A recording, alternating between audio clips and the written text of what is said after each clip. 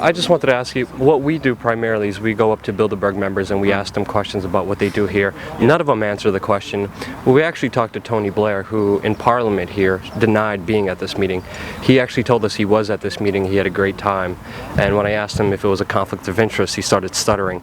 Is there anything a politician can do to hold Tony Blair accountable for lying to Parliament openly about even attending this meeting? Are you familiar with the record of Tony Blair? Tony, you know when we had the expenses scandal in 2009, Tony Blair was the only MP who they lost his records.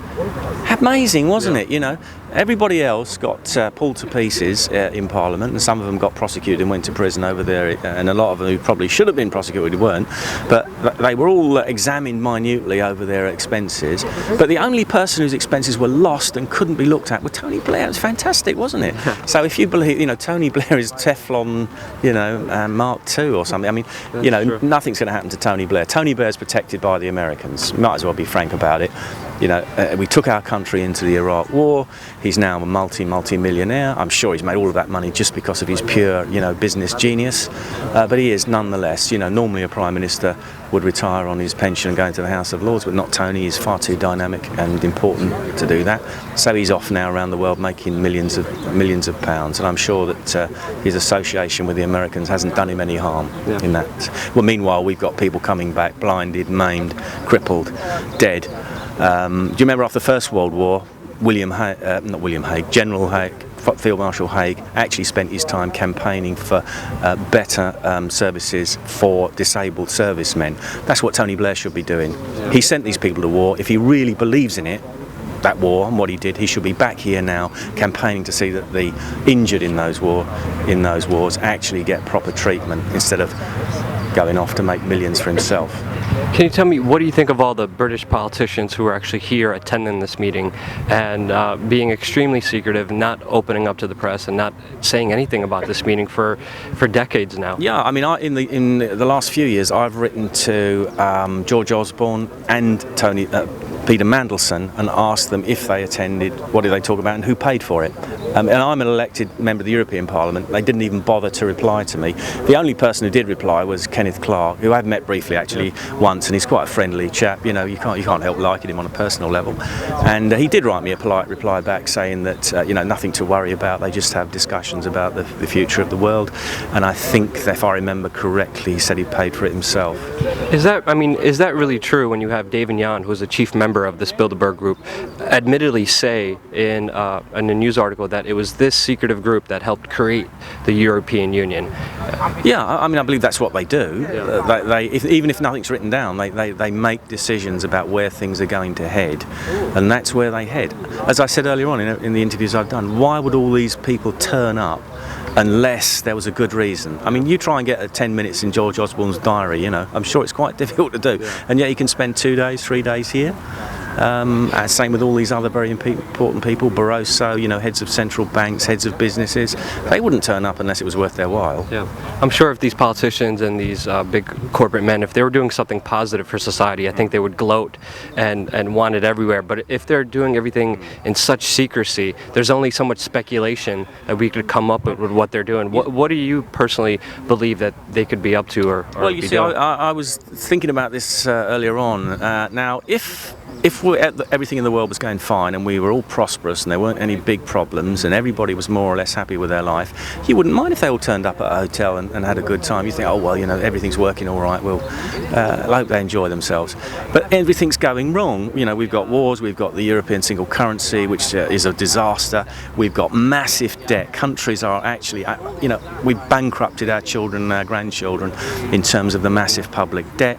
We've got mass uncontrolled immigration in this country. We've got all kinds of problems, and these people are making it in secret. So I think this is where their PR strategy is going to come a bit unstuck, because they have to have one. They've admitted that they meet. They're going to say, oh well, it doesn't really matter, it's not important. And people are going to say, well, if whatever they're talking about, it either isn't doing any good, obviously isn't working because none of the world's problems are getting any better, or they are talking about things and they're doing things that we don't want because we're getting all of these policies imposed upon us that we don't want. All of our governments and opposition parties seem to be in broad agreement, and I think it's actually going to backfire on them over the next few years, and people are going to demand to know what they're actually talking about, what decisions they're reaching, and perhaps we'll throw some more light on it. And of course there's lots more people investigating it now. Yes. I could just ask you, what made you come out here and how did you first hear of the Bilderberg group? I think I read about them years ago, and again you read about something, oh yeah, well that's a conspiracy theory, isn't it? Is how much of it that you read is even true, you know? And I was just delving into a book that I read, I think it was John Stuart Gibb, I can't quite remember the author now, that I bought in the 90s, and I was just flicking through it last night, in which he's talking about the Bilderberg group and how it helped to set up the European Union. And of course over the years I've become a bit more interested. I don't claim to be any kind of an expert, I haven't read all the books on the subject, but I'm interested as an ordinary person and an elected member of the European Parliament. What are these people talking about? And if I write to Barroso, as I will do after this meeting, and say, can you tell me what you discussed, I'll get a bland reply back telling me nothing to worry about, and who paid for it. As like Nellie Crowes, I think it was, I wrote to a year or two ago and asked her who paid for her trip, and I think she said, if I remember correctly, she paid for it herself. But I'll do that again and ask them again and see what we get. As an elected official, can you do anything more other than write requests and letters? No, I mean all you can do is draw attention to it, which I think is far more important in the public domain, and talk directly to the people, whoever watches, you know, these interviews. But if I'd write written questions to the Commission or even to the British government, I know that I'm going to get a very bland answer, even if they bother to reply. What do you think of the protesters here and the current situation the police have set up with this free speech zone with you can't even stand on the sidewalk and you have to get a pat down? Or what do you think of what's going on here right now?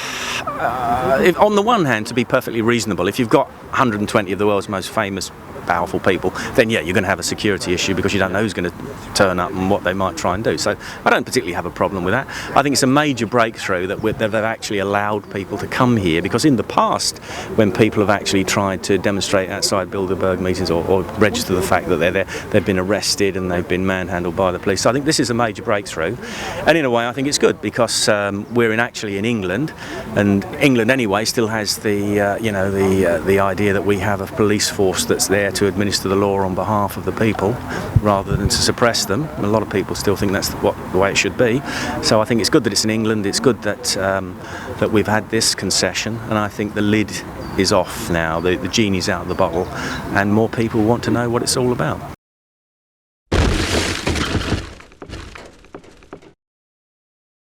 Get a big smile.